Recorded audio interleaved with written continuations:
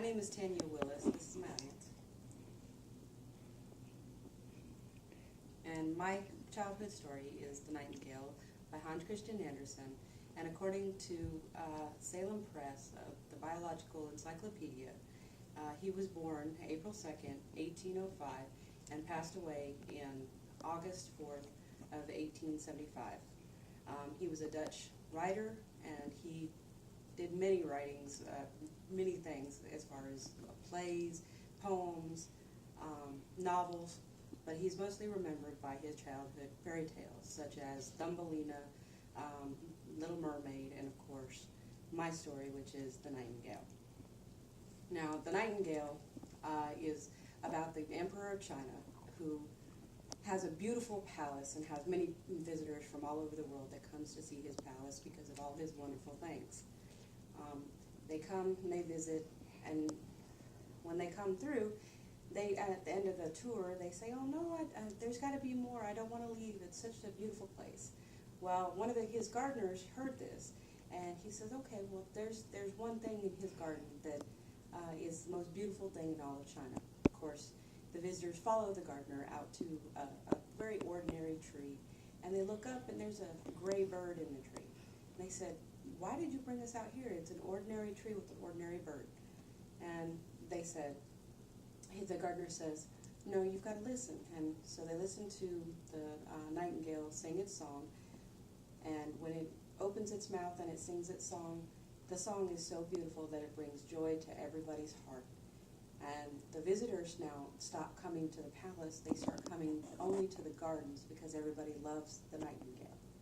Now, the Emperor of China didn't know anything of the nightingale up until he received a letter in the mail from the Emperor of Japan, who said he wanted to come see the Emperor's nightingale, which he heard was the most beautiful thing in all of China. So, of course, the Emperor of China asked all his minister and all his servants, "Where is this nightingale that I'm supposed to show the Emperor of Japan?" And so everybody scurries about to find this bird, and they finally find it, and the Emperor of Japan comes, and the bird sings for them, and it fills both of them with a whole lot of joy. And the Emperor of Japan stays for a few days, and then when he leaves, he ends up sending a gift to the Emperor of China because he thought the bird was so wonderful, and he was so thankful that it filled his heart. And it turns out to be a toy bird that's very beautiful, that has rubies and bright colored paints and emeralds, and it's just very, very beautiful. And you wind it up, and it sings a song that's very similar to the Nightingale song. Well, the Emperor of China decides that he's going to put that on a golden perch for all the visitors to see, and he's going to keep the real nightingale in his bedchambers where he can listen to them every night. Eventually, the Emperor of China lets the nightingale go back to his tree where he's happiest because he likes to be in the woods, in the forest.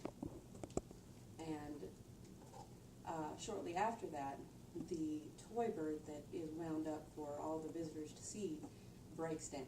So the Emperor of China has to go and fetch his watchmaker to fix the toy, but the watchmaker says that it should only be wound for special occasions and things of that nature.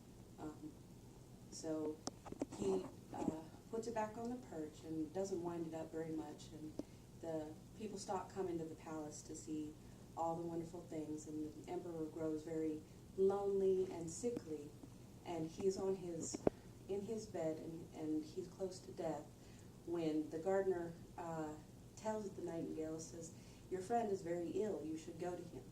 So the nightingale goes to the Emperor of China's bedroom window, and he sings for the emperor, and that helps him to get better.